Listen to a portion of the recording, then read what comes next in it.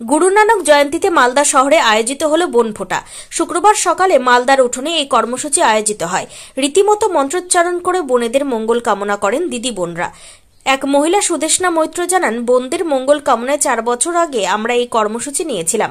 এই বছর আমাদের এই কর্মসূচি 5ম বছরে পড়ল। সাম্প্রতিক সময়ে যেভাবে নারী নির্যাতনের ঘটনা সামনে আসছে, তাতে দিদি বোনদের একে অপরের পাশে থাকতেই হবে। আরেক মহিলার দাবি, ভাইয়ের মঙ্গল কামনায় অনেক উৎসব থাকলেও বোনদের মঙ্গল কামনায় তেমন উৎসব নেই। সেই চিন্তা ভাবনা থেকে আমরা এই কর্মসূচি নিয়েছি। এবার নিয়ে 5 বছর হলো।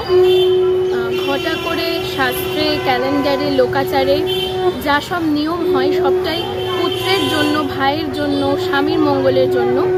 কিন্তু ঘরের মেয়েরা সারা জীবন ঘরের কোণেই পড়ে থেকে যায়। সেই জন্য বিগত 4 বছর ধরে এবং এবার 5 বছর নিয়ে আমাদের এই অনুষ্ঠান বোনের আশিস কামনায়, বোনের মঙ্গল কামনায় বোনকে ফোঁটা দেওয়া হয়। আমাদের মন্ত্র হচ্ছে, বোন রে তোর বারুক আয়ু, জীবন জমে পড়ুক কাঁটা, শাস্ত্রগুরু চোখ রাঙালেও বোনকে বাঁচাক আশিস ফোঁটা। কেমন লাগছে আজকে আপনাদের? খুব ভালো লাগছে। ধীরে ধীরে মানুষজন বাড়ছে। প্রথম বছর আমরা গুটি কয়েক লোক নিয়ে করেছিলাম, তারপর থেকে ধীরে ধীরে মানুষ নিজেদের উদ্যোগে আসছেন। এটা খুব আশার, সমৃদ্ধির। আপনার নাম? শ্রেয়সী দে। এটা বনফোঁটা হচ্ছে এই নিয়ে 5 বছর।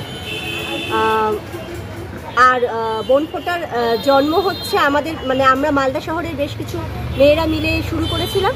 বোনেরা বোনকে ফোঁটা দিচ্ছে, তাদের মঙ্গল কামনা করছে, তাদের ভালো চলছে। কি মন্ত্র উচ্চারণ করে ফোঁটা দিচ্ছে? বোন রে তোর বারুক আয়ু, জীবন জমে পড়ুক কাটা, শাস্ত্র গুরু চোখ রাঙালেও বোনকে বাঁচাক আশিস ফোঁটা।